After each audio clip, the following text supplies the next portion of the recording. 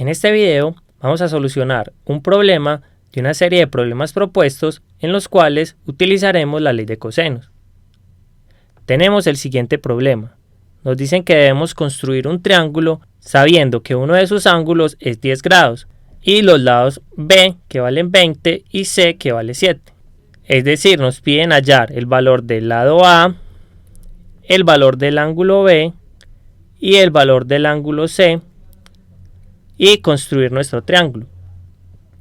Para hacer esto utilizaremos la ley de cosenos, es decir, utilizaremos esta versión de la ley de cosenos, porque el A no lo conocemos, pero conocemos B, conocemos C y conocemos el ángulo A. Y nos va a quedar lo siguiente, que A al cuadrado va a ser igual a B al cuadrado, que es 20, más C al cuadrado, que es 7, menos 2 veces B, que vale 20, por C, que vale 7, por el coseno de A, es decir, el coseno de 10 grados. Y esto es igual a lo siguiente. A al cuadrado va a ser igual a 20 al cuadrado, que es 400, más 7 al cuadrado, que es 49, menos 2 por 20 por 7, que nos da 280. Por el coseno de 10, que nos da 0,98. Y sumando nos queda así, que A al cuadrado va a ser igual a 449 menos 274,4. Y esta resta nos va a dar un valor de 174,6. Y por tanto, el valor de A va a ser igual a la raíz de 174,6. Y en una calculadora nos da un valor de 13,2. Si tomamos dos cifras decimales, es decir, el valor de A es 13,2.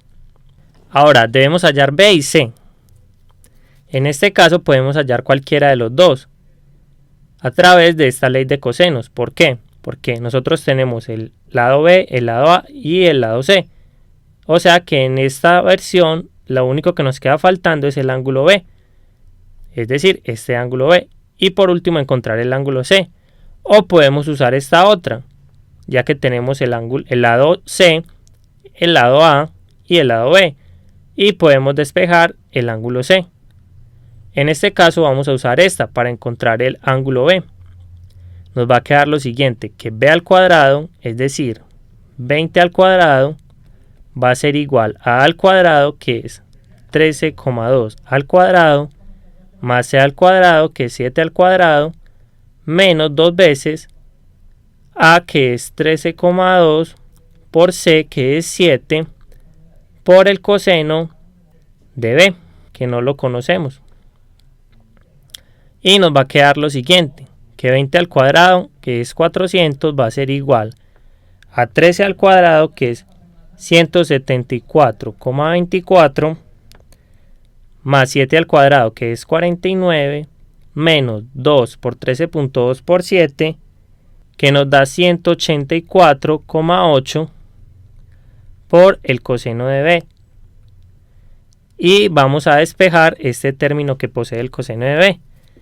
Y nos va a quedar lo siguiente, que 400 menos 174,24 menos 49, y esto va a ser igual a menos 184,8 coseno de B.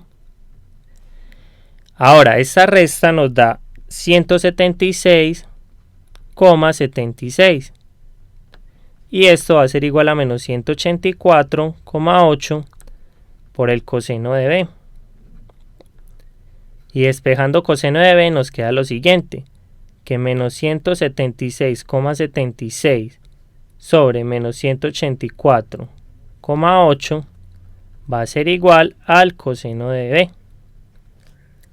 Y realizando esta división nos queda que esto es menos 0,96, tomando dos cifras decimales. Y esto va a ser igual al coseno de B. Ahora, para hallar B debemos aplicar la función coseno inverso. Entonces nos va a quedar lo siguiente, que el coseno inverso de 0,96 va a ser igual a b. Y en una calculadora, perdón, aquí es menos 0,96. Y en una calculadora nos va a dar un valor de 163,7 grados. Es decir, este b vale 163,7 grados. Y por último, para hallar el ángulo C, recordemos que la suma de los ángulos internos de un triángulo es 180. Entonces nos va a quedar lo siguiente, que el ángulo A, que es 10 grados, más el ángulo B, que es 163,7 grados, más el ángulo C, van a ser iguales a 180 grados. Despejando el ángulo C nos queda lo siguiente, que C va a ser igual a 180 grados menos 10 grados menos 163,7 grados. Y realizando este cálculo nos da que C va a valer 6,3 grados. Es decir, este C vale 6,3 grados. Lo último que nos resta es dibujar el triángulo. Nos va a quedar algo así. Un ángulo de menos de 163,7 y los otros dos. Entonces, este grande es 163,7 grados y a este ángulo lo llamamos el ángulo B. Este, que es el más pequeño, vale 6,3 grados y a este lo llamamos el ángulo C.